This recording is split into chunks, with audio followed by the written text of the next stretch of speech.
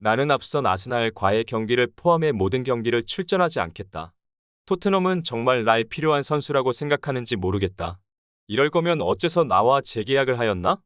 나는 무려 8년이라는 시간을 토트넘에 헌신했다. 많은 클럽에서 러브콜이 왔음에도 나은 의리를 지켰다. 토트넘은 나에게 이렇게 대하면 안 된다. 그들의 잘못을 내 입으로 말하지 않겠다. 내가 다시 경기에 출전하길 바란다면 현재 내가 어떤 상황에 처해 있는지, 내가 왜 이렇게 하는지 낱낱이 말해야 할 거다. 더 이상 토트넘과 타협하지 않겠다. 현재 토트넘은 아스날과 경기를 앞두고 있습니다. 현재 아스널은 프리미어리그 랭킹 1위로 압도적인 퍼포먼스를 보여주고 있는 가운데 토트넘은 다음 챔스행을 결정짓는 사위안착의 중대한 순간에 놓여져 있습니다. 이번 아스널과 대결에서 패배한다면 현재 5위에 있는 토트넘은 다시 4위로 부상하기 굉장히 어려워집니다. 그동안 상대적 약팀들과 경기를 치렀던 토트넘이기에 이제부턴 어려운 경기만 남아있기 때문입니다. 중요한 기로에 놓여있는 토트넘의 상황은 손흥민의 출전 거부 발언으로 더욱더 심각해졌습니다. 손흥민은 누가 뭐라고 해도 토트넘의 핵심 인원입니다.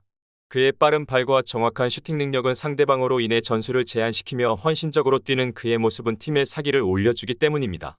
하지만 오랜 시간 헌신한 손흥민에게 토트넘의 대우는 다소 의아한 모습입니다.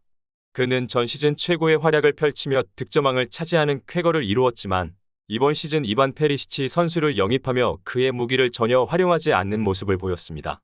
그가 작년 득점왕을 차지한 선수가 맞나 싶었습니다. 리그 초반 팬들은 콘테를 의심하지 않았습니다. 결국 뭐가 됐든 콘테 감독은 토트넘을 챔스에 진출시켰고 손흥민은 득점왕을 차지하며 자신의 가치를 입증했기 때문입니다. 하지만 이제 중요한 기로에 있는 리그 중반 콘테는 통하지 않는 전술을 고집하고 있습니다. 아이러니한 모습을 보여주는 콘테 감독을 보며 댄 핸더슨 기자가 영국 풋볼 런던을 통해 자신의 의견을 말했습니다. 콘테는 아직까지도 전술을 찾지 못하는 모습을 보여주고 있다. 그는 작년 4%의 확률을 뚫으며 토트넘을 챔스 진출에 성공시켰다.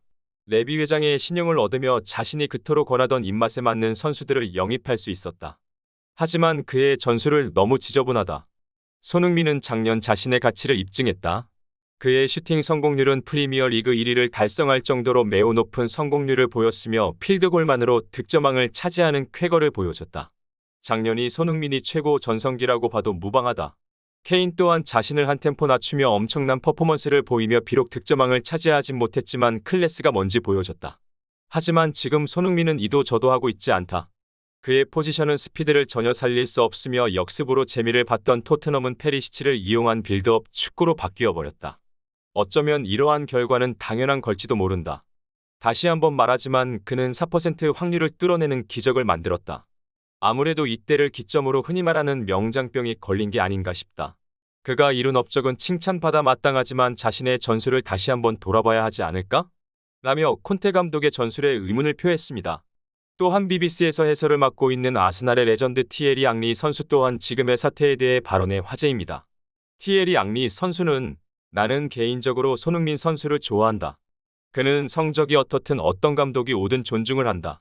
슈퍼스타들은 이상하게 엇나가는 경우가 있다. 가장 기본적인 것조차 잊고 행동한다. 손흥민은 그런 게 없어서 좋다. 내가 가장 싫어하는 사람이 감독을 존중하지 않는 선수이기 때문이다. 하지만 지금 이 사태에선 누구의 잘못이라고 보기 힘들다. 그는 작년 득점왕을 차지했고 자신을 증명했다. 콘테 감독은 손흥민의 라인을 미드필더와 가깝게 내리며 도움을 주는 방식을 선택했고 손흥민은 아직도 자신의 포지션에 적응하지 못하고 있다. 우리 모두가 알고 있듯이 손흥민은 엄청난 스피드와 말도 안 되게 예리한 슈팅력이 장점이라는 것은 알고 있을 것이다. 본인 또한 그것을 더 잘 알 것이고 자신의 무기를 아무것도 사용하지 못하자 불만이 쌓인 것 같다. 손흥민은 그러한 행동에 배신감을 느끼는 것 같다. 아마 그가 경기를 출전하지 않는 일은 없을 것이다. 그러기에 그는 너무 축구를 사랑한다. 지금까지 언론에 자신의 개인적인 불만을 표시한 게 처음인 손흥민이기에 이렇게 화제가 되고 있는 것 같다. 토트넘과 마찰이 잘 해결되어 다시 한번 최고의 경기를 보여주었으면 좋겠다. 며 손흥민의 상황이 안타깝다고 말했습니다. 사태가 커지가 토트넘의 레비 회장이 직접 나서서 현재의 상황을 전했습니다. 우리는 손흥민과 계속해서 대화를 하고 있다. 그가 어떤 불만을 갖고 있는지 알고 있다. 또한 그가 우리에게 어떤 헌신을 했는지도 알고 있다. 토트넘은 절대 의리를 저버리지 않는다. 상황을 풀기 위해 손흥민과 지속적으로 대화를 시도하고 있다. 콘테 감독 또한 자신의 무리한 전술을 요구한 걸 인정하고 있으며 상황은 점점 개선될 것이다. 또한 아스날전은 우리에게 중요한 기로에 있는 경기이다. 나는 손흥민이 8년간 만들어온 탑을 무너뜨리지 않을 거라고 믿고 있다. 그건 너무 어리석은 선택이다. 우린 좋은 팀이 될 수 있다고 믿는다. 며 손흥민이 아스널전에 출전하지 않을 리는 없을 거라고 말했습니다. 이번 사태엔 콘테 감독 또한 나서서 사과를 했습니다. 내가 손흥민에게 어울리지 않는 포지션을 준 건 맞는 말이다. 하지만 나는 리그 우승뿐 아니라 챔스 우승까지 노리고 있다. 현재 우리의 전력으로 충분히 가능하다고 믿고 있기 때문이다. 하지만 내 예상과 다르게 현재 손흥민은 내가 원하는 포지션의 역할을 제대로 소화하지 못하고 있다. 어쩌면 내가 손흥민에게 너무 많은 기대를 한 것일 수도 있다. 나는 그가 결국엔 적응에 성공해 자신의 역할을 잘 수행할 것이라고 믿고 있었기 때문이다. 손흥민이 이렇게 불만을 갖고 있는 줄 솔직히 몰랐다.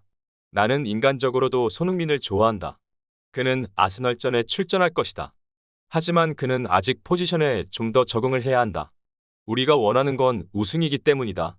그가 불만이 있어도 내가 양보할 수 없는 부분이 있다는 걸 알아줬으면 좋겠다. 손흥민이 전례 없는 언론 플레이를 펼쳐서 유감이다. 며 손흥민의 대처에 안타까움을 내비쳤습니다. 하지만 토트넘 팬들의 생각은 달랐습니다. 나였어도 열받겠네. 손흥민이 미드필드 라인에 있던 적이 있었나? 손흥민의 장점을 알고도 사용 안 하는 감독은 처음 봤다. 토트넘은 짧은 기간 수많은 감독을 거쳐갔다. 아마 감독이 짧은 기간 가장 많이 바뀐 클럽일 텐데 모두 손흥민의 장점을 활용했지. 손흥민 죽이는 건 처음 봤다.